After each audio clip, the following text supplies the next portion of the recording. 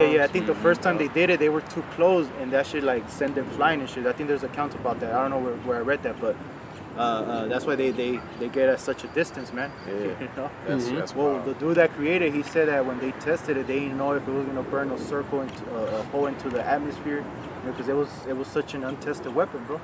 Hey, what did he say? What did that guy say? He said, "I become the destroyer of worlds," right? Yeah. He said some laughed, some cried. You know what I'm saying? That's what he said. Oppenheimer, right? Robert J. Oppenheimer, I believe his name is. Something to that effect. Back in Joel 2:10, the earth shall quake before them, the heavens shall tremble, the sun and the moon shall be dark, and the stars shall withdraw their shining. And that's that nuclear apocalypse, you know, when all that earth that's being taken to the atmosphere. But just think about it, bro. It's gonna hit, and pieces of earth are gonna be up in the heavens, man, because of the destruction that's gonna be taken, you know, to that scale. I remember like Dragon Ball Z, you know, when Frieza does the thing, you see pieces of earth fucking floating in heaven and shit, man.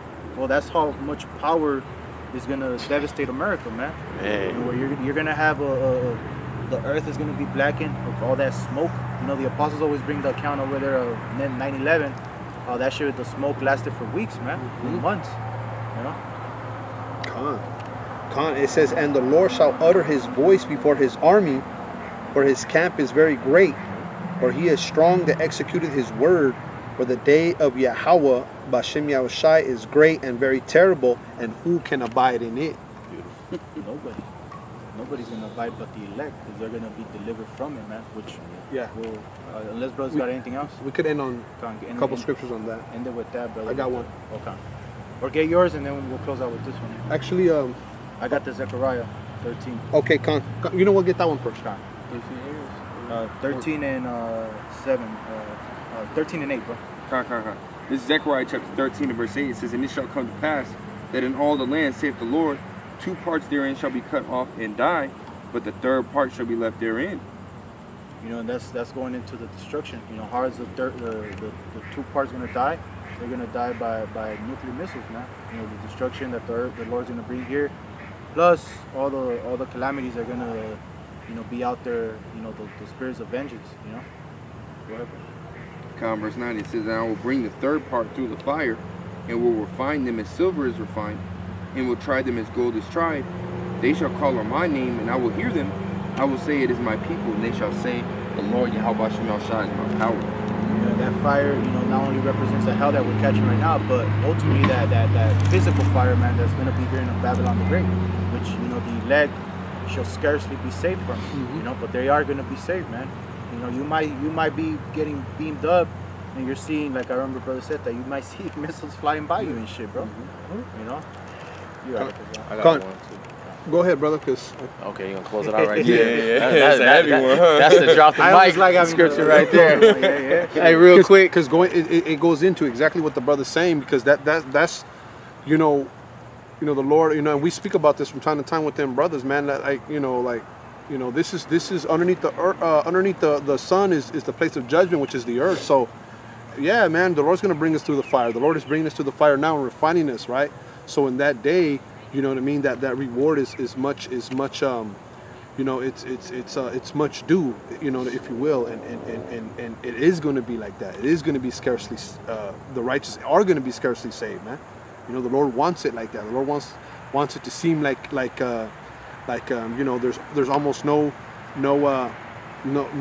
chance at all, but see, that's the beauty of it, because when the Lord comes through with the chariots, which are able to withstand all that, you know what I'm saying, when the leg get beamed up, it's gonna be the greatest victory ever, man. Indeed.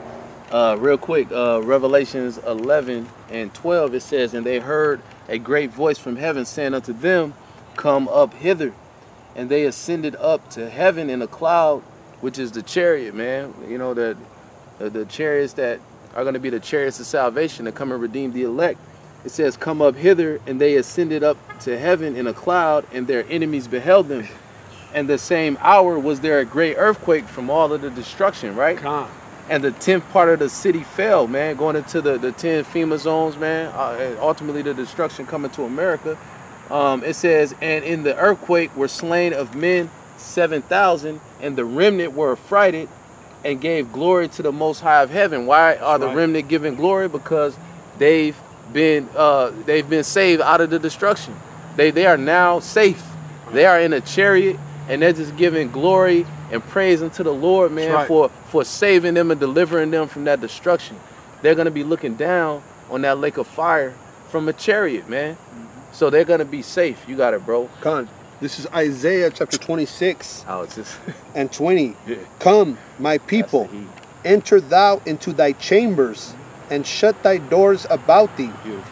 Hide thyself as it were for a little moment, until the indignation be overpassed.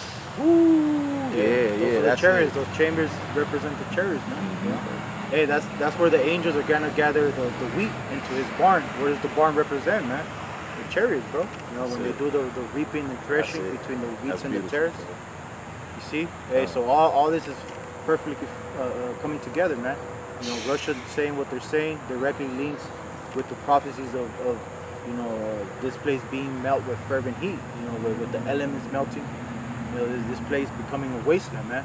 And us being set up, you know, first and foremost, our Lord Yahawashi being presented as the ruler of the earth, you know, and his heirs with him, man. That's right. See? That's And right. We're about to witness that, and it's a high time, like the brother keeps saying, to wake out of sleep, for our salvation is nearer than what we believe. That's right, brother. Con. You ask me, brothers, got anything? That's it, man. So with that, Lord willing, the lesson was edifying. I want to give all praise and glory to Yahawah. Yahawah, bahasham, Yahawashi, bahasham, qadash. Double honors to the apostles and elders at Great Millstone who rule well. And salutations to all the occupations who work in truth and sincerity. Shalom. Shalom.